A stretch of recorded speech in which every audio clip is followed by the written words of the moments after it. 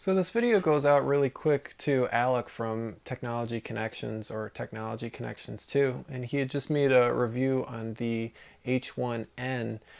Basically, this video is not to knock any of the information that he's given on the H1n. I have not used that unit personally. However, I own three H1 recorders, just the original H1.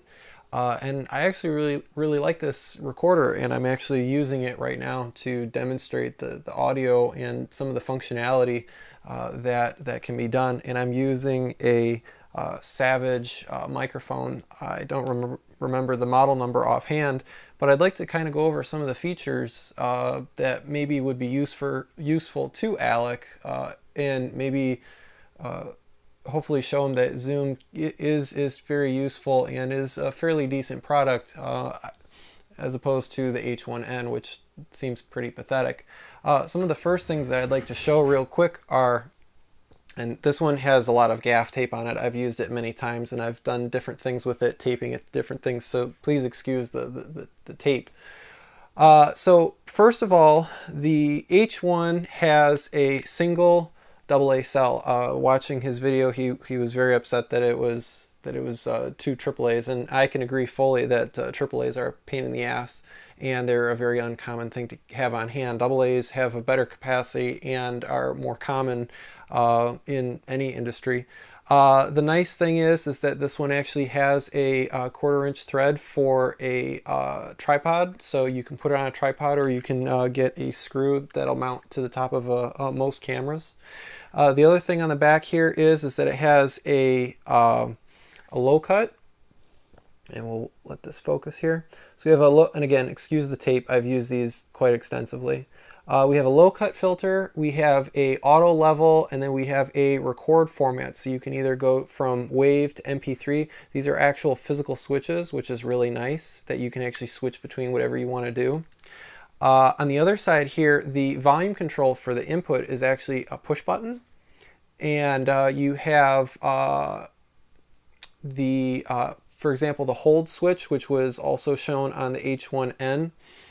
And then you have the transport control. So you have the, excuse the glare, the play, pause, forward, rewind, and then again there is a full-size, or not full size, but a mini USB, which again, I totally agree that the mini USB is much more robust than a micro USB. I've broken many micro USBs. I cannot remember a single time that I've ever destroyed a mini USB jack.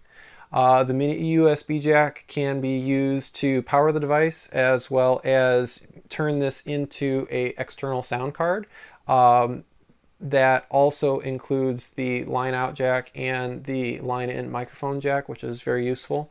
And on the other side here, you have a volume control for the headphone jack. And then right here, it does utilize a micro SD, which, you know, take it or leave it. It is what it is. The other thing is that he was showing the task cam actually had the amber display on it as opposed to that white display. And you will be very happy to know that this indeed actually has a amber display, which is definitely a lot softer on the eyes, especially in low light environments. Now, a couple other things to mention from his video that I just watched, that he found that it was kind of hard to format the device, and there is no menu options in the H1 directly that you can access through the keys here on the side, the transport controls or anything like that. There is no menu button. What it is you have to, for example, there's a little trash can right there, and you can, there you go. So there's a trash can right there. The way that this works is that you will turn the device on while holding the trash can, and the trash can is basically the format button when you power on the device, and it'll ask you, do you want to format? And then it will actually say hit record button, and that will actually format the device. So that's another way of doing it. I actually keep on hand in my case because a lot of these key commands are not something that are very intuitive, I actually keep a printout on hand at all times of some of the other functions that the device can do. I know that that's probably a pain in the ass to have on hand, but you know, simple things like formatting the card, which I do myself. Just remember, hold down the trash can, it deletes all, power it on, and you're good to go. You can format everything. So that is a simple thing that I do. I keep this on hand just in case, so I don't have to look it up. But I think holding down the trash can and powering on is a fairly simple thing to remember. The other thing that he was mentioning that was kind of a annoyance is that the microphone input jack was on a weird angle, which I agree that, again, I've never had an H1n. That does seem like a very weird and kind of ass backwards thing to do. This is actually flush against the body itself. It does not come out on an angle, and actually I do use right angle connectors. This Savage mic that I have was actually originally designed for a computer, and what I had done is I had actually cut the cable, and it had a regular straight 1/8 inch jack, and I actually soldered on and taped up a right angle 1/8 inch jack. And then this microphone actually requires a small battery inside of it. And so the way that this would work is you unscrew this, and again, this is the mic that I'm using. You would unscrew this, and there's a battery inside there, and I've kind of just neatened this up a little bit. I like the way this mic sounds. I think it was only like $30, and I have 3 or 4 of them now, and they've served me very well. And actually what I would typically do is, this is the pack that I would actually this is what I would typically put in a talent's pocket to actually do a recording of any sort. Again, it served me very well. The nice thing is that when you actually turn on the hold function here, and I'll do that now. So the hold function is now turned on, and the recorder is still going. And if you have the hold function turned on, it will actually stop you from being able to change the mic input level, which is fantastic, which is kind of the problem that he was having with the little knob on top. So when you turn on hold, it actually stops the volume input from being changed. It also stops the volume output from the audio output from being changed. It stops everything from being changed on the device. The only thing that it does not stop, which is kind of stupid, and I will agree with this, is the switches on the back here for the low cut, the auto level, and the recording format, MP3 or WAV. Honestly, because these mics are using, or these recorders are always having a lav connected to them, I always have low cut turned on, and I always have auto level disabled. I always set the level ahead of time so that you know, it's just something that's always set for me. And then I always use WAV just because it's a nicer format, you know, not as the same kind of compression as MP3. So these are always set on the back. I never change them, and that's why I've always had a piece of tape over them. And actually, here's the piece of tape that I've always had over them. This is pack number 2, and it's always taped up. I never change this. So it's not something that I would ever have a reason to access. Now, as far as the build quality, it's decent. It is not made out of any type of aluminum or zinc or anything like that. And actually, one of my units has taken a bit of a spill, and you can see here that the back has actually broken off. But again, the mics on top of this don't really matter to me because I'm using it as a dedicated recorder. Now, I believe Tascam and Zoom both make a lavalier pack that is for recording only. And I should probably pull that up just to show the viewers this device, and Alec might be interested in this too. Oh, my computer's going to sleep here. I think it's a nice pack. It seems like it has really good, good build quality. However, these have served me well at the price that I got them for. I think they were $100 a piece at the time that I bought them. This is years ago. They've served me well and they sound decent, and I like that they have just a single AA.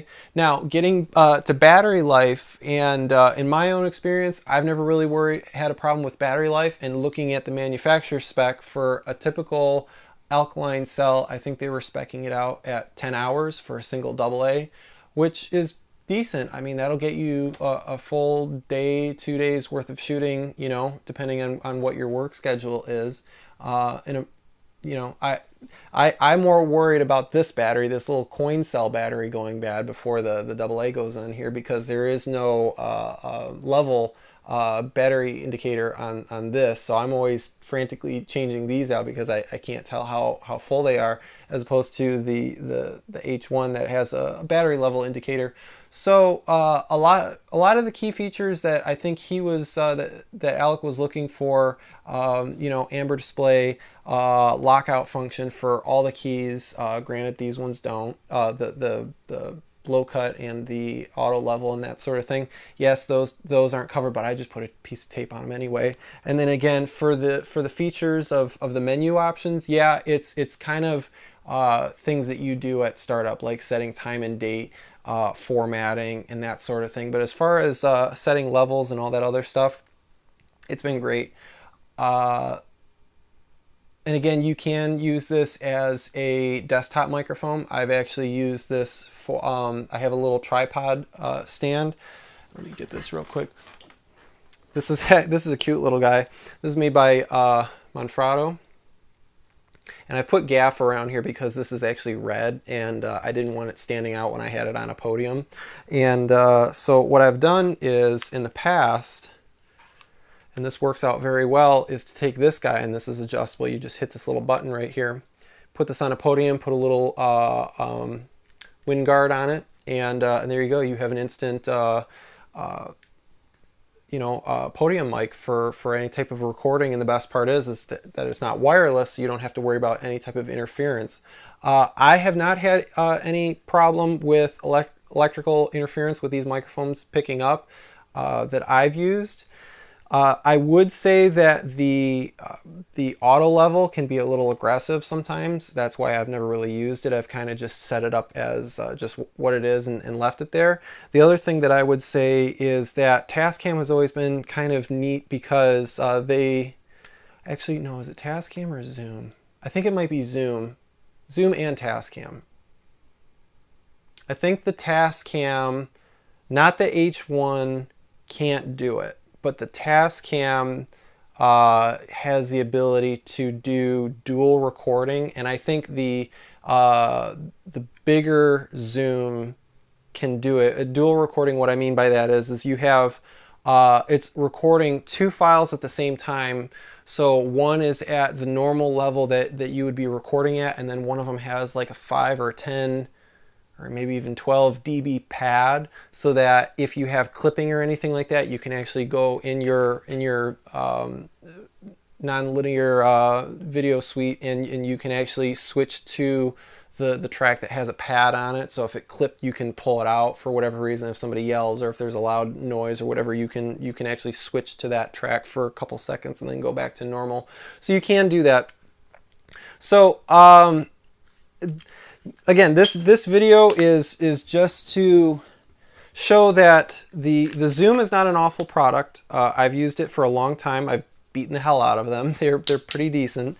But that the older version is actually better. It seems like what he was showing in his video, that it was not giving a lot of features, and I totally agree. The other thing, looking on the website, just refreshing my memory, I believe that the 1/4 inch can provide a small volt, 2.5 volts to a microphone. So if you actually wanted to have power go to the microphone, actually I wish that these microphones, and maybe I could rewire this little box right here to actually take power from this jack, but it would probably degrade the battery life of the recorder itself. I'd be sure of it. So anyway, there's my little update. Well, it's just a demonstration, really. This is just showing that, you know, sometimes things are better when they're not when they're modified or played around with. Sometimes if it's not broken, why fix it? And I guess this is a very good example of it's not broken, don't fix it. So yeah, hopefully you guys enjoyed this video. Hopefully Alec gets to see this. I hope that's his name. I just vaguely remember him saying his name was Alec. I just think technology connections are technology connections too. So hopefully if you're actually watching this, I hope this video finds you well. Again, this is not to put you down. This is just a, hey, Zoom actually makes an older one that's a little bit better. So yeah, if you like this video, give it a thumbs up. If you like to see more content like this, subscribe for more, and put a comment down below. And I appreciate you guys for watching. Oh, and by the way, the the dedicated professional or semi-professional prosumer, if you will, recorders from Tascam was the DR10L. Hopefully this will show up, probably not. Let me change the exposure on this. So here is the DR10L. This is by Tascam. This is a dedicated pocket recorder. This is not wireless. And then we also have the Zoom H1n field recorder, and this is also with a lavalier, and there's that. So anybody that is interested in this guy can take a look at these. These are, to my knowledge, pretty good products. They're made out of metal, which is a hell of a lot better than the plastic that I've been dealing with these guys.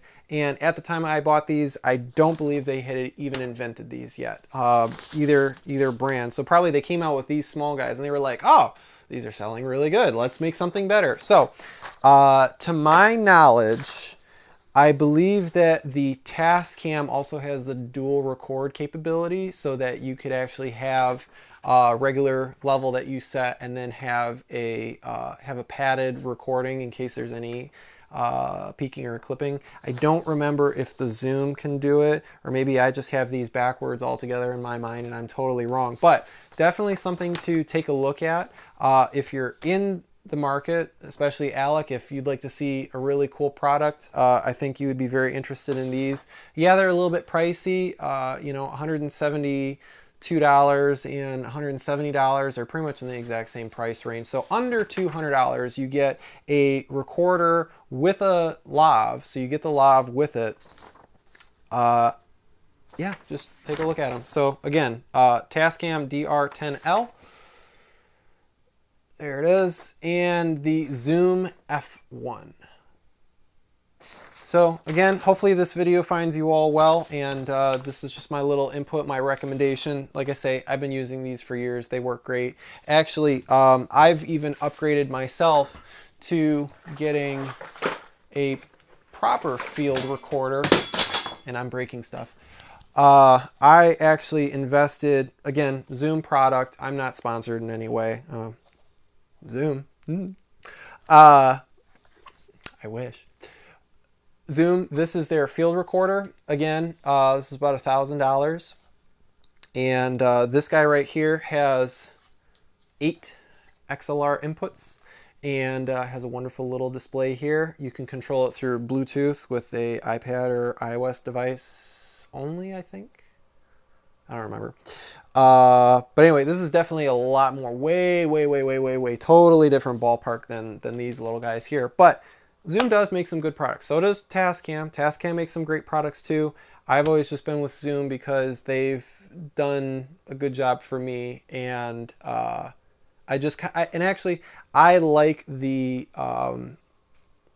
form factor of the Zoom products better than the Tascam. The Tascams always seemed a little larger than they needed to be. In my opinion, some of the handheld recorders, you know, again, like this little guy, it's tiny compared to the Tascam, and I think the menu options are a little bit easier to understand on some of the Zoom products, especially like the Zoom. I think it was like the F4 F4 or F6. The menu seems a little bit more intuitive, and I think it had a color display. This has a color display. It's a little easier on the eyes when you're looking at it as opposed to just the amber. I like the amber, don't get me wrong. I love the amber, but when you're actually going through like a whole bunch of menus, it's nice to have things color coded so you can actually, it just jumps out at you a little bit better. Again, I can't complain about either brands. I like both brands. I've just gone through Zoom because they've done a good job, and like I say, the build quality on a lot of their stuff has been great. So again, thank you for watching, and I'll see you guys on the next video.